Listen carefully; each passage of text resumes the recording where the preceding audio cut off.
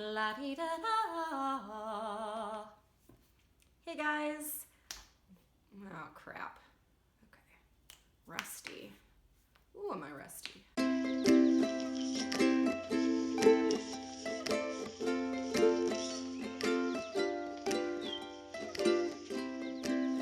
Hey guys, Holly here. If it is your first time to my channel, welcome.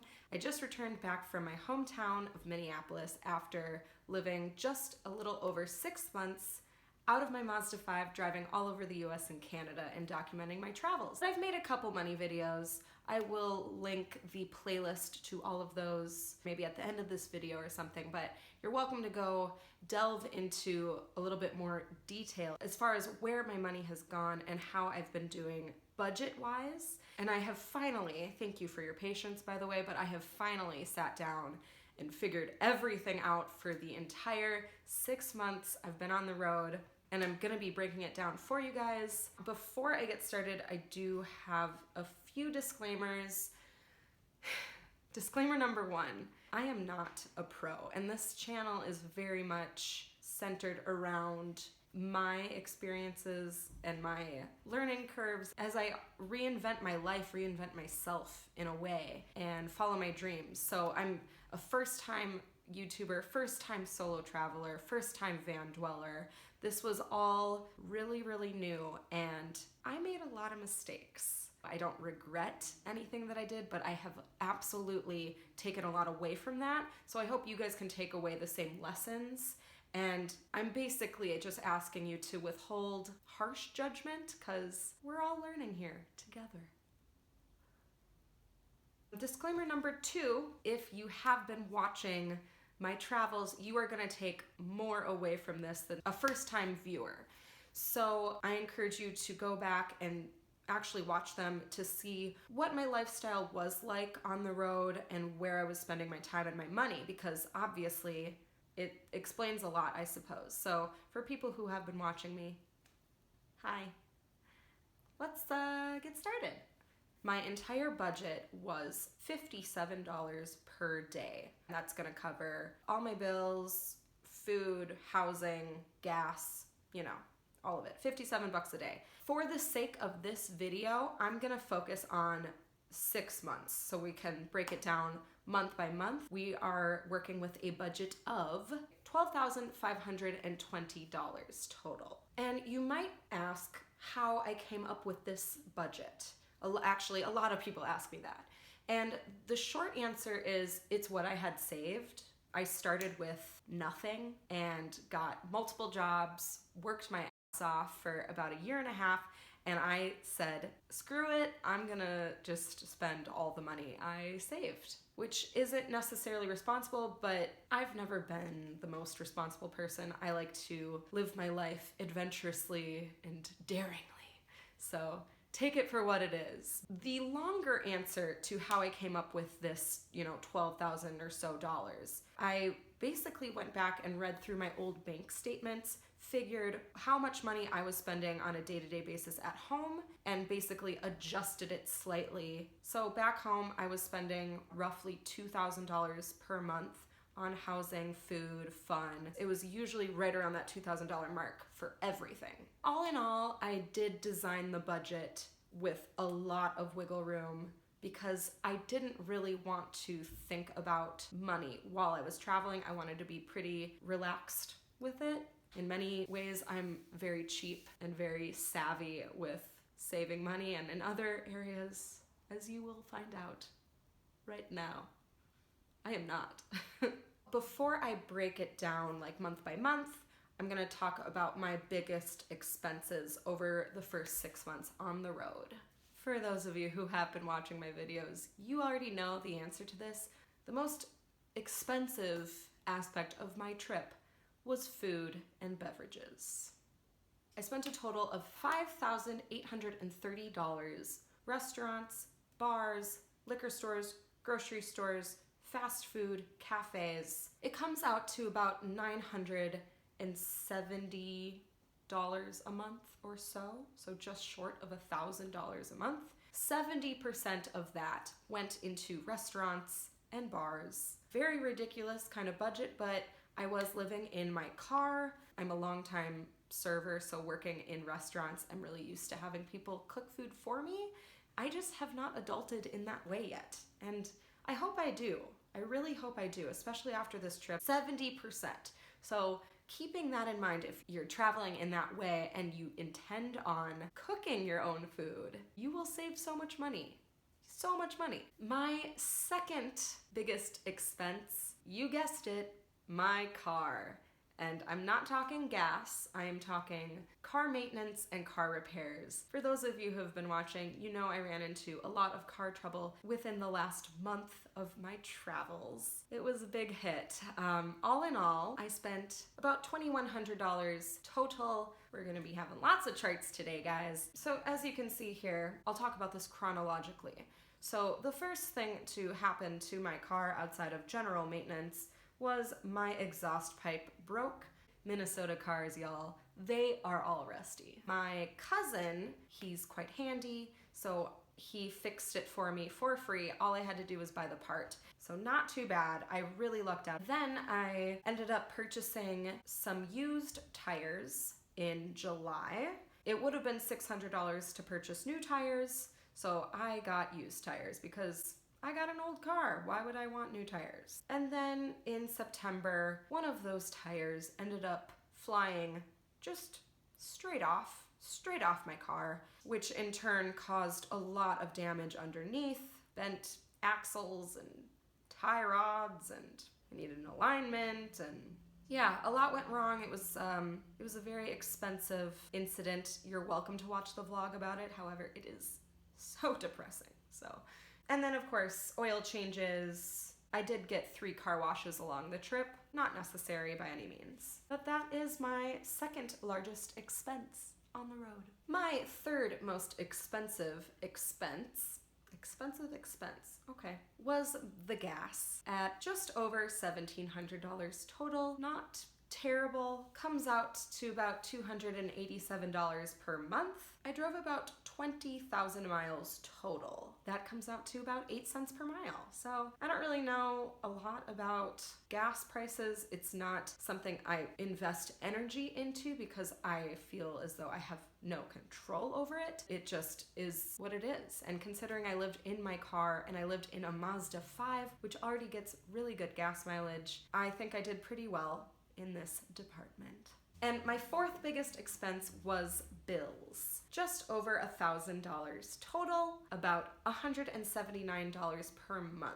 I spent about $100 a month on car insurance. I was able to get a lower rate by joining my parents' insurance. I spent about $50 a month on my cell phone bill. Again, that was cheaper as well because I am on a family plan. And then I spent a little over $20 a month on a gym membership to Planet Fitness. It was $20 plus taxes. And then there was, I think, like a $42 annual fee that I threw into that, coming out to about $27 per month. That's how I kept clean on the road, was going to the gym. Couple things to mention about my monthly bills. I had free health insurance and I did defer my student loans while I traveled. So take that for what it is. Overall, the number of bills I had to pay every month was not bad at all. Those were my biggest expenses. Just to break that down with everything else, here is a beautiful chart once again, where you can see all that money I spent on eating. Holy moly. Nearly half of the spending did go into food and drink, 47% total.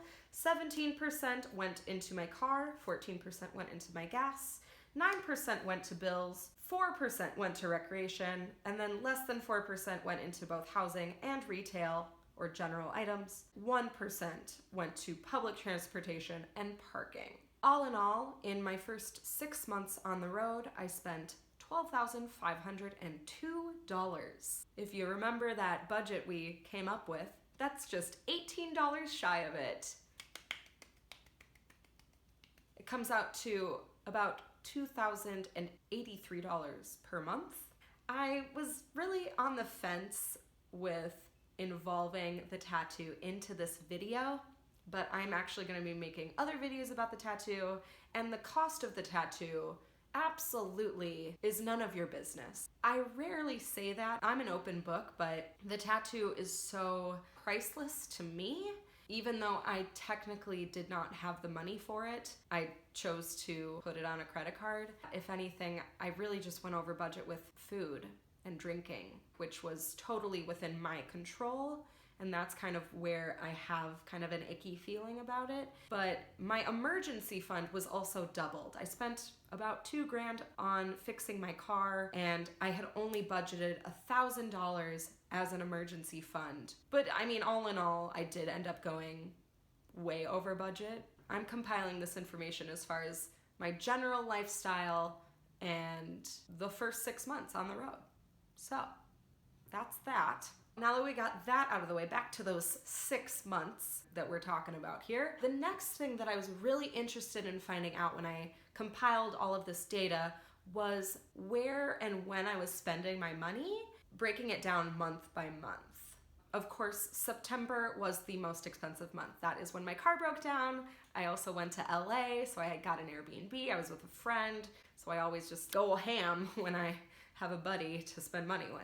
Moving forward in this next little chart I have, basically I just eliminated the auto maintenance category as well as my monthly bills, just to see the spending that I had more control over. So these numbers moving forward are with that in mind, just so you guys know.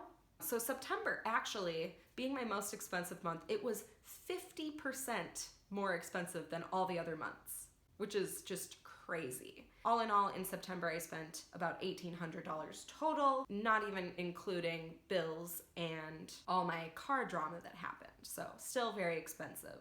The other month that was quite expensive was May. I went to New York City and again had an Airbnb, went to Broadway. My friend flew out to hang out with me. So New York was definitely the place I reserved the most money for. I actually have a very detailed video all about the money I spent in New York City that you can go watch if you're curious or planning a trip there or whatever. My least expensive month, shocker, was April, the first month on the road.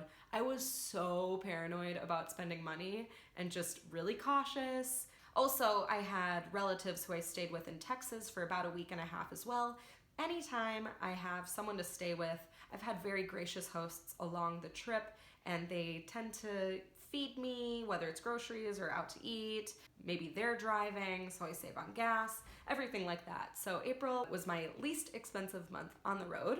As you can see in this breakdown, I've also color coordinated, warm colors being the East Coast and cool colors being the West Coast. 45% of my spending was on the first half of my trip, and then 55% of my spending went to the second half of my trip. Just to break down month by month, just a couple like fun facts or interesting things I noticed. April again was my cheapest month. I spent the least amount on food and housing in April. But it was one of the most expensive months for recreation. And that's because I was in New Orleans for about 2 weeks and I wanted to be a total tourist. And I did lots of tours. I did plantation tours, cemetery tours, a swamp tour. July was my most expensive month for food and beverage. And I spent the most amount on groceries in July. The month of July, I actually spent the first week back home in Minnesota for the 4th of July, which was so wonderful. I'm really glad I did that. Definitely was like in celebratory mode, so I went out to a few expensive dinners and stuff while I was home. So that really correlates into that, you know. I had friends to hang out with for the first time. I was ready to see my friends. And then I drove to Wyoming, did Yellowstone, and then up to Glacier National Park in Montana, and then up into Canada. So it makes sense that I spent more money on groceries at this point because I was in the wilderness with no good restaurants anywhere. Ugh. So yeah, if you are curious about like monthly averages, I just rearranged a previous chart into a new format. So go ahead, you can pause on this if you care. Otherwise, moving on. So there you have it. Having the hindsight that I have now, I've been home for about a month, which is crazy. Time is going by so fast. having the hindsight and, looking over all of this, there's a lot that I have taken away from this experience. It was absolutely not worth going into debt for the food and beverages that I bought. This has been a lifestyle of mine for my entire adult life. So I'm feeling ready to start taking responsibility for myself in the food category and just taking care of my body and respecting my body, and in turn respecting my budget as well. But now I'm broke, so can't go out to eat anyway, so I'm living off of ramen noodles right now, to be honest. There are a handful of very, very memorable meals that happen to be very expensive, and I am all for that. I love eating out. I'm not expecting that part of me to just shut off, but every other meal in between those, so many restaurants, so many bars, I am not proud of myself at all when it comes to this. And I'm not gonna beat myself up about it because it's in the past. There's nothing you can do except learn and move on and try a little harder to cook at home or get a kitchen. I'm working on that right now. Biggest saver for me was housing. Of course, I chose to live in my Mazda 5. I loved the adventure of not knowing where I was gonna sleep that night and treating myself now and then to a campsite or an Airbnb, but ultimately no cost for housing. Few big surprises that I did not account for before I left would have to be tolls. Oh, tolls. I drove from one end of Florida. I drove the entire thing. And Florida's got the most tolls of any state. And then, of course, California's got some expensive tolls around the Bay Area. The whole East Coast, it was such a pain in my ass. Oil changes. Groupon really came in handy with oil changes. And then hidden fees in Canada. I really tried hard to take cash out, but I still ended up using my credit card quite a bit, and so it definitely wasn't a lot of money. Same with the tolls. Comparatively to everything else I spent, it's not a lot of money, but it's very annoying and unexpected, you could say. This is kind of my question for you guys. Moving forward, I would like to start using an app to start tracking my spending and everything, and I'm pretty familiar with Mint. I have used Mint in the past, but I'm just wondering, anyone out there who's watching, if you have an app that you use for budgeting, let me know. I'm really curious. I want to start experimenting with that, I think. And then, of course, any follow-up questions that have come up, let me know what you think in the comments section below if you want any more money videos. And of course, I encourage you to go back and watch my other previous money videos in the past, as well as all of my travel vlogs. They were such a treat for me to make. Apart from just getting to live out a dream of mine, being able to encompass that into 10 to 20 minute videos was very special to me. So if you appreciate things like that, please go and watch a couple of them. So check them out. Thank you for watching. Give this video a thumbs up if you liked it, and I will see you all again very soon for another video.